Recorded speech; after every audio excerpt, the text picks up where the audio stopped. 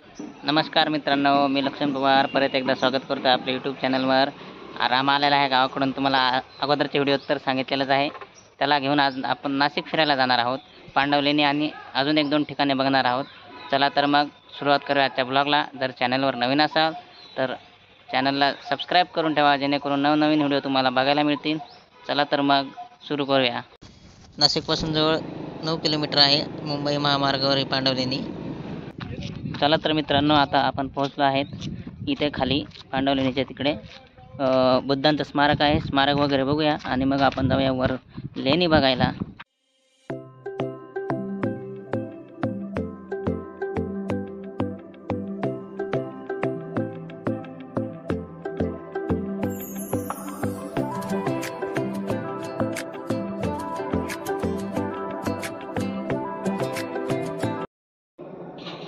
मित्रांनो, हे आहे गौतम बुद्धांचे स्मारक.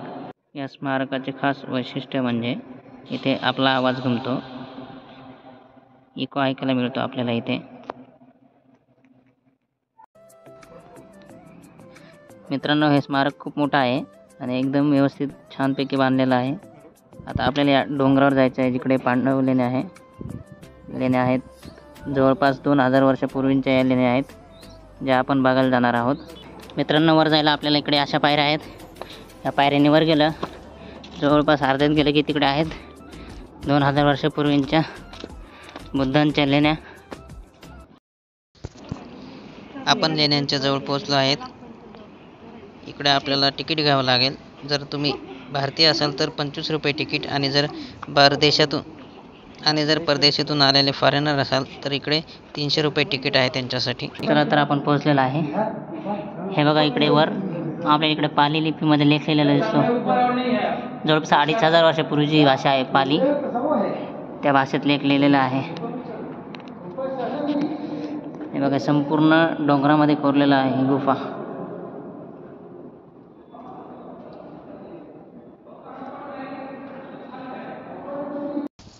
हे बघा, इकडे जे दगडी जात असताना त्याचा आकार आहे. आमच्याकडे होतं, माझ्या आजी त्याचा वापर करायची दळण दळण्यासाठी. ते आहे, त्याचे 2 पार्ट्स असतात. एक पार्ट इकडे आहे आणि वरचा भाग सध्या इकडे नाही आहे. बहुतेक इकडे दळण वगैरे दळण्यासाठी याचा वापर केला जात असावा. ठिकठिकाणी अशा प्रकारे मूर्ती वगैरे कोरलेल्या आहेत इकडे पूर्ण. चला तर आतमध्ये. हे बघा, इकडे खाली जमिनीवर मोर, हत्ती, घोडा वगैरे वाटतं, अशी चित्र काढलेले आहेत.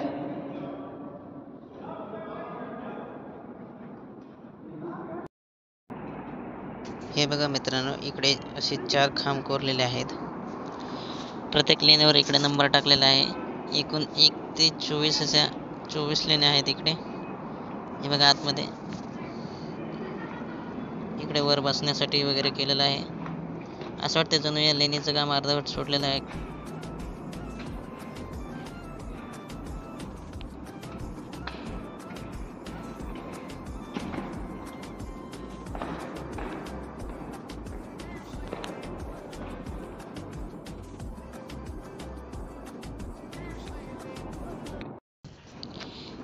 हे बघा, या लेणीमध्ये ना मूर्त्या कोरलेल्या आहेत इकडे सगळ्या.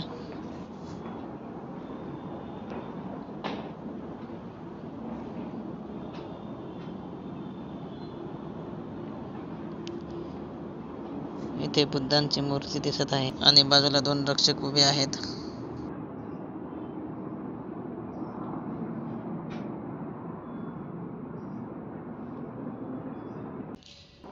किती छान रेखीव कोरीवकाम केलेले आहे इकडे.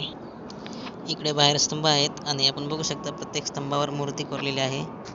सगळीकडे सारखी डिझाईन पॅटर्न दिसून येतो. स्तंभावर हत्ती, सिंह आणि माणसाचे देखील चित्र आहेत. समोर आहे हा वरांडा. इकडे बाहेर डिझाईन वगैरे केलेली आहे बघा चौकटीच्या वर. आणि बाजूला आहेत दोन्ही बाजूंना 2 रक्षक उभे केलेले द्वारपाल.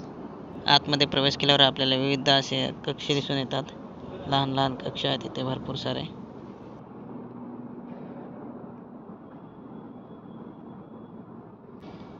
या इकडे स्तूप आहे.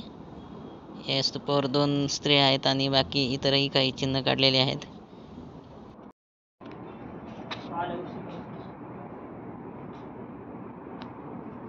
खूप अप्रतिम कोरीव काम केलेलं आहे बघा.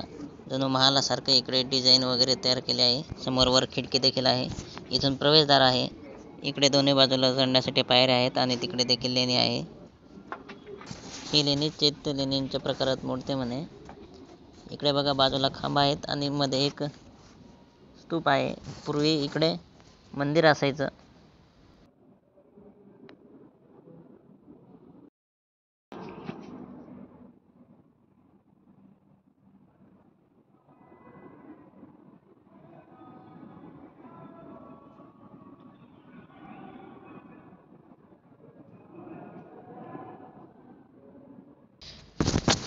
मित्रांनो, खरं तर पांडवांचा आणि या लेण्यांचा काहीही संबंध नाही. पूर्वी या लेण्यांना पंढरू लेणी म्हणायचे, कारण पंढरू या शब्दाचा अर्थ होतो पिवळ्या कपड्यांवाले, आणि इकडे जे भिक्षुक राहायचे ते पिवळे कपडे घालायचे.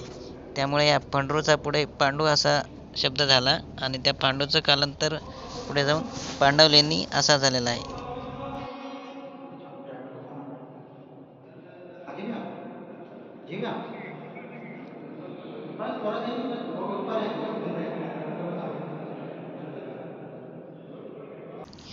इकडे ठिकठिकाणी असे कुंड आहेत ज्यांचा वापर पूर्वी पाणी पिण्यासाठी करायचे, पण आता हे पाणी पिण्यायोग्य नाही, खराब झालेलं आहे.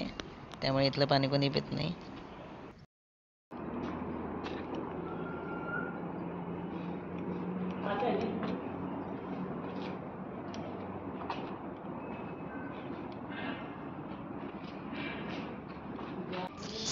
हे बघा, इकडून संपूर्ण नाशिक सिटी दिसते आपल्याला. केवढा मोठा विस्तार आहे नाशिकचा. चला तर पांडवलेणी फिरून लागले होते आपल्याला एकदम भूका, त्यामुळे आम्ही आलो गंगापूर रोडला. गंगापूर रोडला आलं की इकडे आहे नाशिकची सर्वात सुप्रसिद्ध साधना चुलीवरची मिसळ. इथलचं वातावरण एकदम आकर्षक बनवलेलं आहे त्यांनी. चला आधी आपण मिसळ खाऊया आणि मग आपण पुढच्या प्रवासाला जाणार आहोत.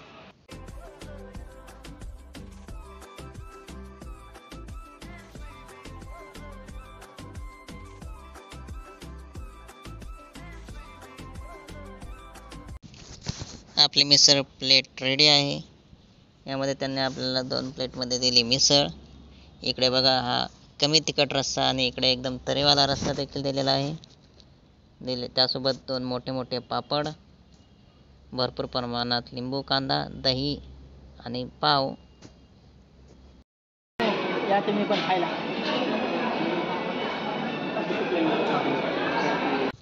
इकडे बाजूलाच फोटो वगैरे काढण्यासाठी सेल्फी पॉईंट्स वगैरे आहेत आणि काही गेम्स देखील आहेत.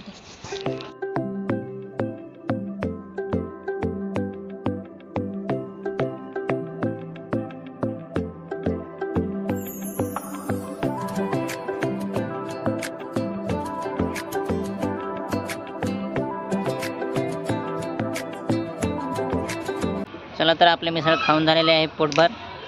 आता आपण जाणार आहोत बॅकवॉटरला. मी देखील या अगोदर बॅकवॉटरला गेलेलो नाही, मी देखील पहिल्यांदा जाणार आहे. चला तर मग आपण आलो आहे साधना मिसळपासून 9 किलोमीटर पुढे. फायनली मित्रांनो, आता आपण पोहोचलो आहेत बॅकवॉटरला. जिथपर्यंत नजर राहील तिथपर्यंत पाणीच पाणी. संपूर्ण पाणी आहे इकडे डॅमचं. हे बघा, बोटीत बसून समोरच्या त्या छोट्याशा बेटावर जायचं, तिकडनं रिटर्न यायचं. तर इथे भरपूर बोट आहेत आणि प्रत्येक व्यक्तीला 100 रुपये तिकीट आहे. पर पर्सन 100 रुपये तिकीट. चला तर मित्रांनो, आता बसलो आपण बोटीमध्ये. जाऊया त्या छोट्याशा बेटावर. फोटो वगैरे काढू मस्तपैकी. भारी वाटतं एकदम, एवढं सारं पाणी सगळीकडे.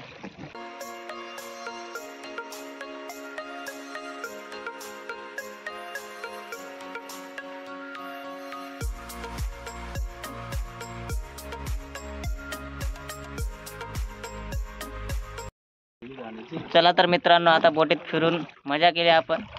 आता निघूया आपण रिटर्न. वाटेत सोमेश्वर आहे आणि नवशा गणपतीचं दर्शन घेऊन मग आपण घरी जाऊया.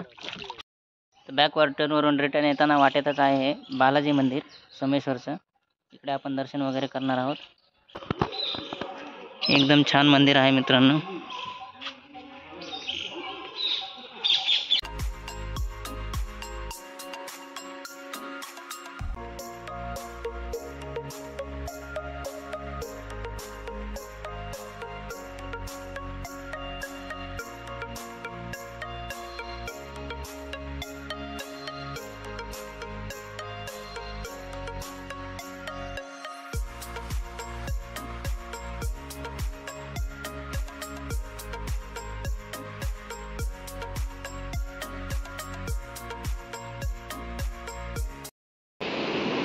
मित्रांनो, हा आहे सोमेश्वर धबधबा, बालाजी मंदिराच्या एकदम समोरच आहे. तर तुम्हाला बालाजी आणि सोमेश्वरचा पूर्ण व्हिडिओ पाहायचा असेल तर त्याची लिंक मी डिस्क्रिप्शन बॉक्समध्ये देईल किंवा वरती आय बटनवर देखील तुम्ही बघू शकता. आता इकडे भरपूर कमी पाणी आहे. पावसाळ्यात तिथे संपूर्ण पाणी असतं आणि गर्दी पण भरपूर असते. आता जास्त गर्दी पण नाही आहे आणि पाणी पण कमी आहे.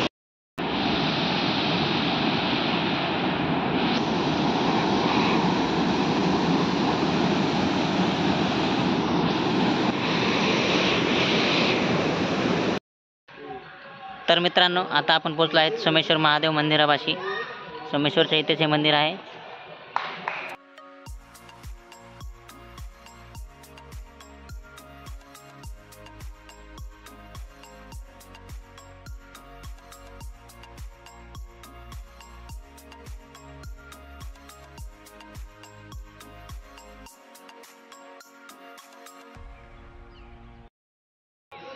इकडे आपल्याला राम जानकी मंदिर, त्यानंतर लक्ष्मीनारायण मंदिर आणि इकडे सोमेश्वर महादेव मंदिर आहे. या मंदिरांचा संपूर्ण व्हिडिओ आपल्या चॅनलवर मी अपलोड केलेला आहे. तो डिस्क्रिप्शन बॉक्समध्ये लिंक टाकेल किंवा तुम्ही आय बटनवर देखील ते बघू शकता. चला तर आम्ही दर्शन वगैरे घेतो आणि मग इथून आपण निघूया नवशा गणपतीला. इथून थोडंच पुढे आहे. आता आपण पोहोचलो आहेत नवशा गणपतीला. गणपतीचं दर्शन वगैरे घेऊन आपण निघणार आहोत घराकडे.